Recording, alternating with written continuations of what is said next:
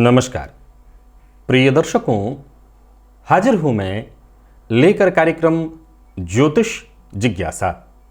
एक ऐसा कार्यक्रम जहां मैं आपकी जन्म कुंडली से संबंधित प्रश्नों का जवाब देता हूं, शांति करता हूं जिज्ञासाओं की जो निरंतर आपके मन में उत्पन्न हो रहे हों। तो चलिए बिना विलंब किए ये कार्यक्रम प्रारंभ करते हैं। सबसे पहली जिज्ञासा यथार्थ नाहर जी की है। इन्होंने पूछा है, धनु लग्न की कुंडली में सूर्य लग्न में उन पर शनि चतुर्थ भाव में और राहु नवम भाव से सूर्य पर दृष्टि डाल रहे हैं।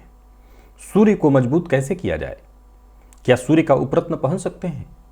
धनु लग्न की कुंडली में सूर्य सर्वाधिक योग कारक ग्रह होते हैं क्योंकि वो भाग्यपति होते हैं। भाग्य भाव का स्वामी जाकर के लग्न में बैठा है, ये अत्यंत श्रेष्ठ है। लग्न को पूर्व दिशा कहते हैं। सूर्य पूर्व में कारक होते हैं। अतः केवल उपरत्न नहीं, आप चाहें तो सूर्य का रत्न भी धारण कर सकते हैं। हाँ, ये जरूर देखें कि देव गुरु बृहस्पति आपकी जन्म कुंडली में किस भाव में बैठे हैं। अगर देव गुरु बृहस्पति का सूर्य से तात्कालिक शत्रुता वाला संबंध भी हुआ तब भी ये सम हो जाएंगे क्योंकि दोनों नैसर्गिक मित्र ग्रह हैं। फलतः अगर ये तात्कालिक मित्रता में ऐसी स्थिति में है जहां से शत्रु बन रहे हैं तब भी ये सम हो जाएंगे। आप आजीवन माणिक्य धारण कर सकते हैं। सूर्य पर शनि और राहु की दृष्टि पड़ने से आंखों से संबंधित परेशानी, जीवन में मान सम्मान में कमी, जो आत्मविश्वास जातक को प्राप्त होना चाहिए उसमें कमी, और कहीं ना कहीं देखा जाए तो भाग्य में भी कमी आने लगेगी। सो सूर्य को बलवान करना इस कुंडली के लिए अत्यंत आवश्यक है। फलतः पिता का सम्मान करिए। केवल सूर्य को बलि करने के लिए रत्न ही नहीं, झूठ बोलने से बचिए। सूर्य को नियमित अर्घ्य प्रदान करिए। सूर्योदय के बाद तक मत सोइए। आदित्य हृदय स्तोत्र का पाठ करिए। इन सभी चीजों से आपके सूर्य बलि हो जाएंगे। तो सूर्य को बलि अवश्य करिए क्योंकि सूर्य ही आपके भाग्येश हो रहे हैं। वंदनी है, इन्होंने पूछा है, मेरी कुंडली मीन लग्न की है। दूसरे भाव में शनि और गुरु, पांचवें भाव में शुक्र और राहु, छठवें भाव में सूर्य बुध, सातवें भाव में चंद्रमा, नौवें भाव में मंगल और 11वें भाव में केतु। मुझे आंखों में परेशानी है, क्या करूं? मेरी कुंडली मीन लग्न की है। दूसरे भाव में शनि और गुरु, तो वहीं पांचवें भाव में शुक्र राहु, छठवें भाव में सूर्य बुध, सातवें भाव में चंद्रमा, सूर्य बुध है छठवें भाव में, ठीक है। सातवें भाव में चंद्रमा है, नौवें भाव में मंगल और 11वें भाव में केतु है, ठीक है। अगर ऐसी स्थिति है तो आप सूर्य को ठीक करिए और सूर्य को ठीक करने के लिए सूर्य को अर्घ्य दीजिए और चाक्षुषोपनिषद का पाठ नियमित करिए।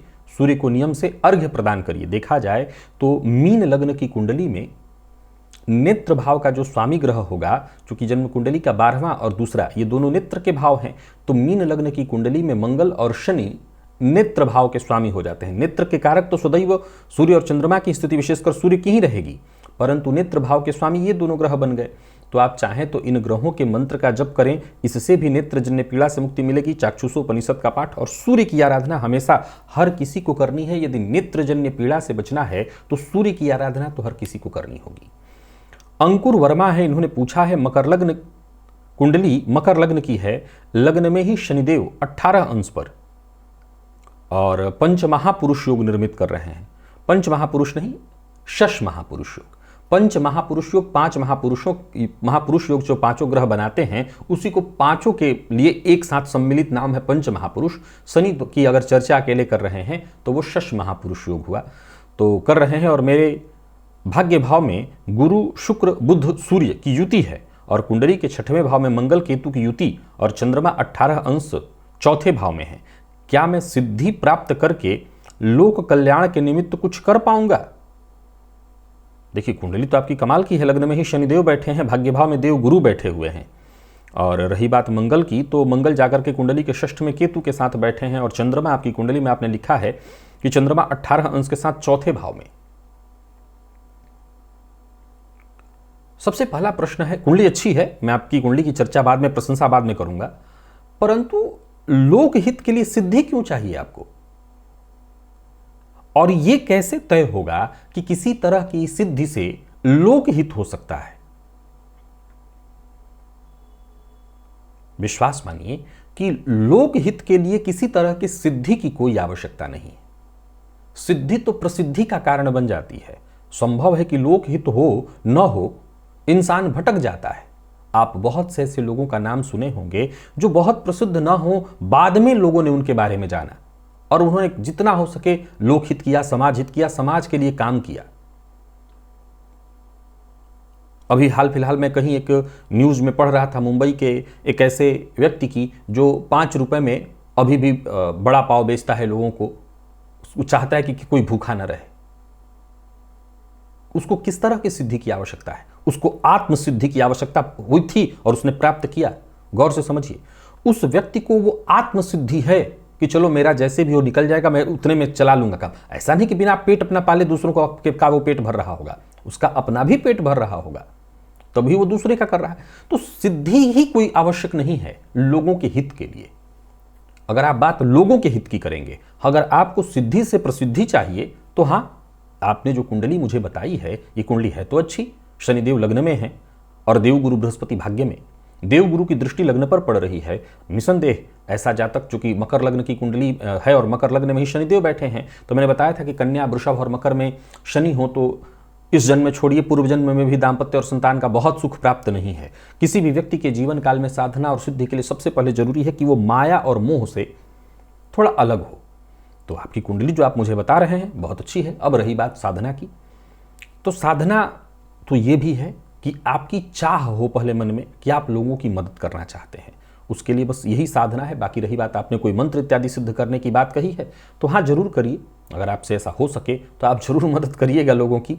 परंतु साधना अगर आप करने की बात करें तो इस कुंडली में साधना के योग हैं और आप कर सकते हैं। शिवप्रिया शास्त्री हैं, इन्होंने पूछा है तुला लग्न में गुरु केंद्र में पंचम में मंगल राहु की युति और सप्तम में नीच के वक्री शनि राहु की दशा कैसी रहेगी? तुला लग्न में गुरु केंद्र में पंचम में मंगल राहु की युति है और सप्तम में नीच के वक्री शनि, तो शनिदेव दृष्टि डाल रहे हैं लग्नगत देवगुरु पर और पंचम में मंगल राहु की युति पर दृष्टि पड़ रही किसकी?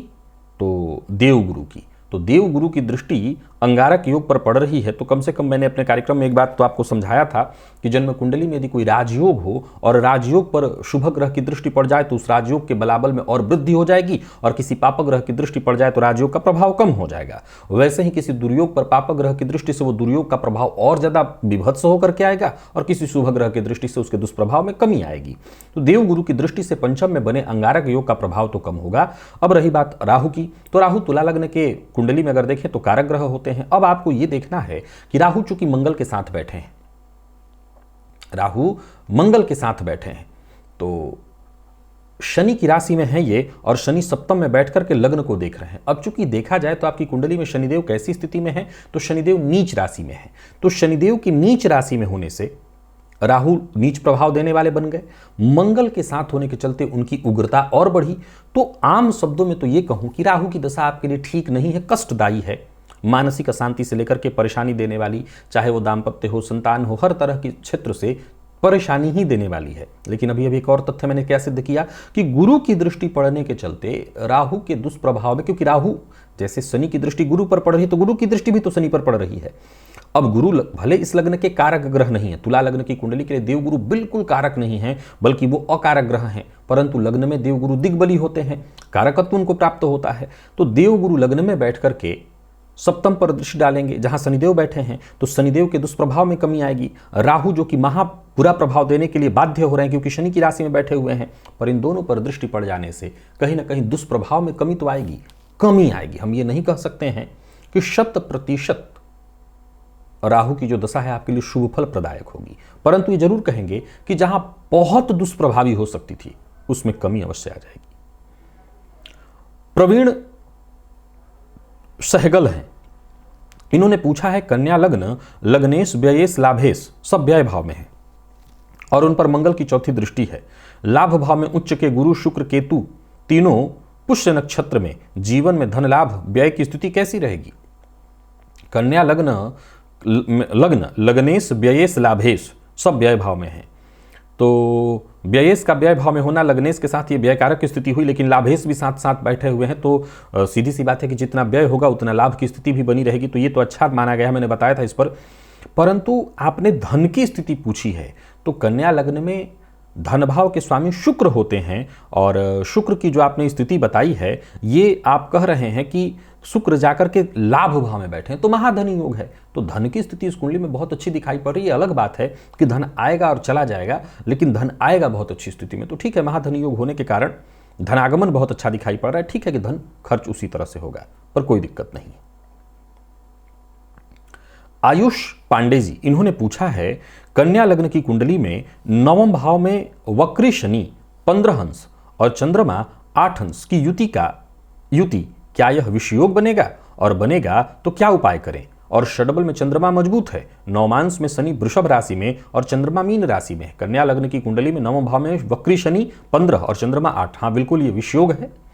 और विषयोग का उपाय बस शिव जी की आराधना। देखिए, पहले तो ये जानिए कि विषयोग कहां बना है। तो जन्म कुंडली के नवम भाव में। कन्या लग्न की कुंडली में वैसे तो शनिदेव कारक हैं, चंद्रमा कारक नहीं है, परंतु ये दोनों के दोनों ग्रह भाग्य भाव में बैठे हैं।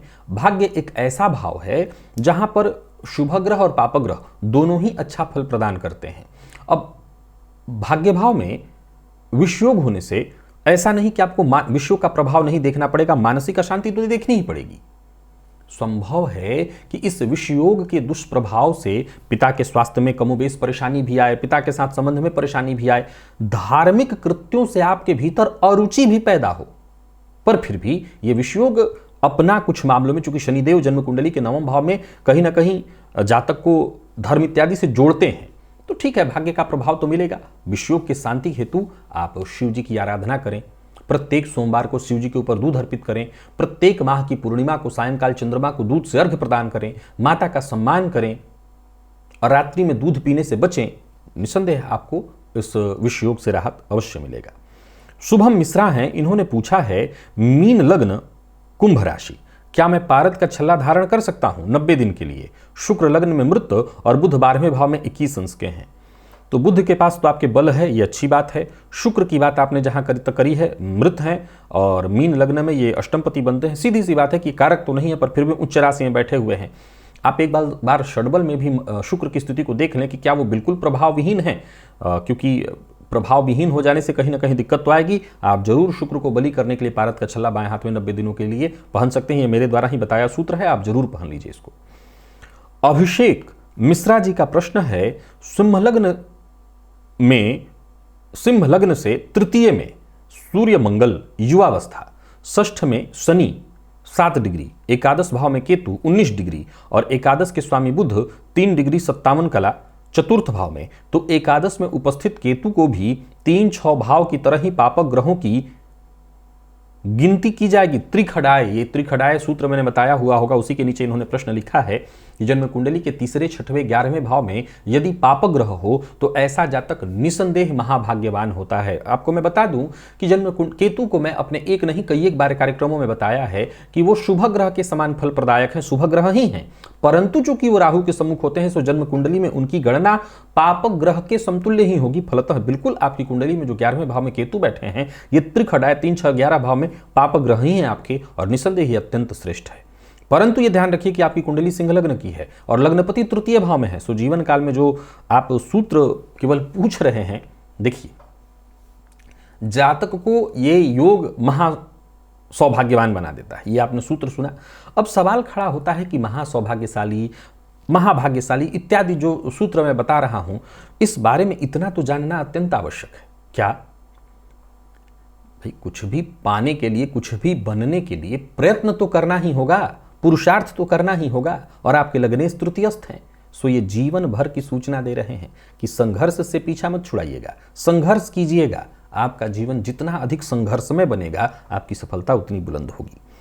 ये हैं राजवीर परमार जी, इन्होंने पूछा है कि तुला लग्न में सप्तम भाव में गुरु शुक्र की युति और अष्टम भाव में केतु, क्या फल होगा? तुला लग्न में सप्तम भाव में गुरु शुक्र, हालांकि देखा जाए तो सप्तम भाव में ये दोनों के दोनों ग्रह बैठे हैं। दोनों ग्रह की युति या दृष्टि संबंध को अत्यंत श्रेष्ठ माना गया है। विशेष करके दोनों की दृष्टि का लग्न पर पड़ना विशेष श्रेष्ठ। और केतु के बारे में अष्टम में आप जानते हैं, ये पाइल्स का रोग दे देते हैं, लेकिन ये आकस्मिक धनदायक भी जीवन काल में बने रहते हैं। तो आपकी कुंडली में जो लग्न पर भले गुरु कारक नहीं है, लेकिन लग्न पर जो वो दृष्टि डाल रहे हैं वो अत्यंत ही श्रेष्ठ है। उनकी दृष्टि का लग्न पर पड़ना जातक के व्यक्तित्व को निसंदेह श्रेष्ठ बनाएगा, तो ये अच्छा है। निश्चल सुमन जी का प्रश्न है, वृश्चिक लग्न, लग्न में सूर्य चंद्र गुरु बुध हैं, 12वें भाव में राहु और दूसरे भाव में मंगल शुक्र युति है, क्या लग्न पाप कर्तरी में है? जीवन में संघर्ष बहुत है। वृश्चिक लग्न, लग्न में सूर्य चंद्र गुरु बुध हैं, 12वें भाव में राहु और दूसरे भाव में मंगल हैं। जी हाँ, बिल्कुल, यहाँ लग्न जो है पाप कर्तरी योग में तो है। हालांकि आपको मैं बता दूं कि आपने लिखा वृश्चिक लग्न, लग्न में ही सूर्य चंद्र बुध गुरु और 12वें भाव में राहु और दूसरे भाव में मंगल। अब एक प्रश्न लोग प्रायः खड़ा करते हैं कि क्या ग्रह अपने ही भाव को पाप मध्यत्व में डालेगा? यहां एक ही तरफ तो वो खड़ा है, दूसरी तरफ तो एक दूसरा ग्रह है। एक बात। दूसरा, अब यहां पर वो लग्नपति बनकर के धन भाव में बैठा है। ध्यान से सुनिएगा और समझिएगा। लग्नपति बनकर के धन भाव में खड़ा है, बैठा है, तो वो अपना प्रभाव भी देगा, परंतु लग्न के दोनों तरफ पाप ग्रह हो तो लग्न पाप मध्यत्व में जाता है, तो यहां पाप कर्तरी योग तो माना ही जाएगा। अब रही बात आपकी कुंडली में, जैसा आपने कहा कि जीवन संघर्षमय बना हुआ है, हालांकि आपने जैसा कहा है कि लग्न में ही सूर्य चंद्र गुरु और बुध बैठे हुए हैं, तो यहाँ सूर्य का होना, चंद्र का होना, तो सबसे बड़ी बात सूर्य और चंद्रमा की जो युति का आपने जिक्र किया है, एक बहुत बड़ा पॉइंट तो आपके जीवन के संघर्ष का मैं ये देख रहा हूं कि आपका चंद्रमा अमावस्या का हो गया है गजकेसरी योग भी लग्न में, लेकिन वो प्रभाव विहीन है, क्योंकि चंद्रमा को मैंने हमेशा क्या कहा कि अंश बल से भी ज्यादा चंद्रमा को देखिए पक्ष बल, तो चंद्रमा यहां पक्ष बल से बेहद कमजोर है। फलतः मानसिक अशांति और परेशानी, देखिए किसी के जीवन में आपकी सफलता के लिए ठीक है कि हर कोई अपने स्तर पर सफल है, परंतु साथ ही साथ आपकी सफलता के साथ साथ अगर आपकी सफलता से आपको संतुष्टि हो, आपको लगे कि नहीं जितना है मेरे पास मैं ठीक हूं, तो ये बहुत जरूरी है। अब यहां चंद्रमा सूर्य के साथ होने के कारण विषयोग है। ऐसा नहीं कि गुरु लग्न में है, फलतः आपको ये समझ में नहीं आ रहा कि क्या सही है और क्या गलत है, आपको कितना धैर्य रखना चाहिए, पेशेंस होना चाहिए, ये सब आपको पता है। पर फिर भी ये चंद्रमा जो पीड़ित हैं, पहले तो नीच राशि में, ऊपर से सूर्य के साथ, तो ये डिस्टर्ब करने वाली स्थिति है। सूर्य चंद्रमा को ठीक करिए। चंद्रमा को ठीक करने के लिए शिव जी की आराधना करिए और प्रत्येक माह की पूर्णिमा को सायंकाल चंद्रमा को दूध सर्घ दीजिए। बहुत हद तक अगर आपका चंद्रमा ठीक हो जाए तो मैं मान करके चलता हूं कि आपकी परेशानियां कम तो अवश्य ही हो जाएंगी। ऋतु जी हैं, इन्होंने पूछा है वृश्चिक लग्न, वृश्चिक राशि के 9वें भाव में सूर्य गुरु मंगल और बुध की युति वृश्चिक राशि में हो तो क्या फल देगा? ये क्या प्रश्न हुआ? वृश्चिक लग्न, वृश्चिक राशि के 9वें भाव में सूर्य गुरु मंगल और बुध की युति, मैं वृश्चिक राशि यहां पर जोड़ा हुआ है। अच्छा, आपने बीच में युति के साथ वृश्चिक राशि बता दिया है, यानी लग्न में ही चंद्रमा बैठे हुए हैं, तो लग्न और राशि आपकी ये वृश्चिक है। अब आगे हम बढ़ते हैं कि 9वें भाव में सूर्य गुरु मंगल और बुध की युति। सीधी सी बात है कि वृश्चिक लग्न की कुंडली में देव गुरु बृहस्पति सर्वाधिक योग कारक ग्रह हैं और वो जाकर के यदि जन्म कुंडली के 9वें भाव में बैठे हैं तो कहना ही क्या, सूर्य भी 9वें भाव में कारक ग्रह होते हैं, तो ये बहुत अच्छी स्थिति है। बुध का वहां पर होना, बुध गुरु और मंगल की युति को एक तरह से देखा जाए तो इसे रुद्र योग भी कहा गया है। तो कुल मिलाकर के आपकी जन्म कुंडली के 9वें भाव में सभी के सभी ग्रह निसंदेह भाग्य प्रदायक हैं और अत्यंत श्रेष्ठ इनको माना जाएगा। जयेश सेठ, इन्होंने पूछा है, आपने कहा था कि अगर शनि तथा चंद्रमा 9वें पंचम योग में आते हैं तो वह मित्र बन जाते हैं, परंतु 9 और 5 का डिस्टेंस तात्कालिक शत्रुता का है, तो फिर यह कैसे संभव होगा? कृपया करके जिज्ञासा शांत करें। जिज्ञासा तो मैं शांत कर देता हूं, लेकिन सुनने में शायद आपसे गलती हो गई है। मैंने केवल ये कहा है अपने कार्यक्रमों में, कई एक वीडियो में कहा, एक बार नहीं कहा, कई एक बार कहा है कि जन्म कुंडली में जब शनि और चंद्रमा का 9वें पंचम का संबंध होता है, तात्कालिक शत्रुता और मित्रता कैसे देखी जाती है? तात्कालिक शत्रुता और मित्रता ग्रह के एक दूसरे से कहीं बैठने से नहीं देखी जाती। हमेशा ध्यान रखिए कि जैसे आपने चंद्रमा और शनि का संबंध बताया है मुझे, अब मान लीजिए कि शनि चंद्रमा की राशि में बैठे हैं अथवा चंद्रमा शनि की राशि में बैठे हैं और तब एक दूसरे से 9वें पंचम में बने हैं, तो यहां तात्कालिक शत्रुता मित्रता देखी जाएगी। अगर ये दोनों ग्रह, आप जिस भी ग्रह के 9वें पंचम या किसी भी तरह के संयोग की गणना कर रहे हैं, तो ये देखिए, मान लीजिए दोनों ग्रह अलग अलग ग्रह की राशि में बैठे हैं, तो यहां तात्कालिक शत्रुता मित्रता की चर्चा ही नहीं होने वाली है। तात्कालिक शत्रुता और मित्रता की चर्चा वहां होगी जहां या तो कोई ग्रह उसमें से एक दूसरे के घर में बैठा हुआ हो। तो आपने जो परिस्थिति बताई है यहां पर, हाँ मैंने ये जरूर बताया था, वो भी सूत्र समझा देता हूं आपको कि जब जन्म कुंडली में 7.5 इत्यादि और ढैया इत्यादि हो तो एकमात्र स्थिति शनि और चंद्रमा के संबंध की है 9वें पंचम की स्थिति, जिसमें कष्ट थोड़ा कम होता है। बाकियों में कष्ट तो होता ही बहुत ज्यादा है, यही एकमात्र स्थिति है जब चंद्रमा और शनि जन्म कुंडली में 9वें पंचम योग में हो तो कष्ट थोड़ा कम देखने को मिलता है।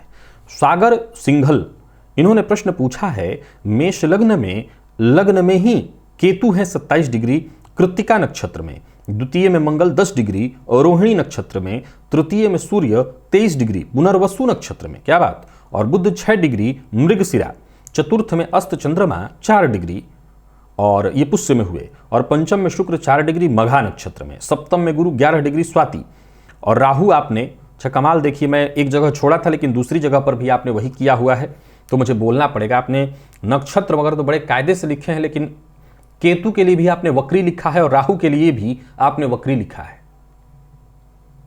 राहु और केतु वक्री नहीं होते हैं।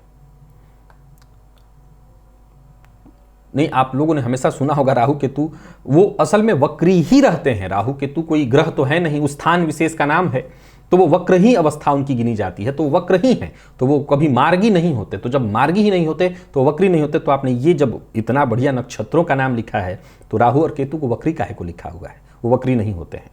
खैर, तो राहु 27 डिग्री विशाखा एकादश में, और वक्री शनि वक्री होते हैं 18 डिग्री सतभिखा, नौमांश में गुरु नीच राशि में है और षडबल में गुरु सबसे कमजोर और शनि सबसे ज्यादा बलवान। कौन सा रत्नमाला, कड़ा, अंगूठी, छल्ला, रुद्राक्ष पहन सकता हूं? कमाल है भाई। गुरु को आप बलवान करना चाहते हैं, क्योंकि मेष लग्न की कुंडली है, तो गुरु को बलवान करना चाहते हैं तो केसर का तिलक लगाइए, देव गुरु ब्राह्मण गौ इनकी सेवा करिए, मंदिर में जाया करिए, मंदिर में दर्शन करिए, मंदिर की सफाई में हिस्सा लीजिए, मंदिर में किसी आयोजन इत्यादि में कुछ धनदान इत्यादि किया करिए, गुरु के मंत्र का जप करिए, पंचमुखी रुद्राक्ष की माला धारण कर लीजिए, सोने का कड़ा धारण करना चाहते हैं तो कर सकते हैं, सोने का छल्ला पहनना चाहते हैं तो तर्जनी उंगली में पहन सकते हैं। आप इन सभी उपायों को करके अपने गुरु को बलि कर लीजिए। अचल जोशी, इन्होंने पूछा है कि कर्क लग्न कुंडली में चंद्रमा और केतु लग्न में, शनि दूसरे घर में, सूर्य बुध राहु मंगल गुरु सप्तम में, तो क्या शनि और सूर्य का परिवर्तन योग अच्छा माना जाएगा?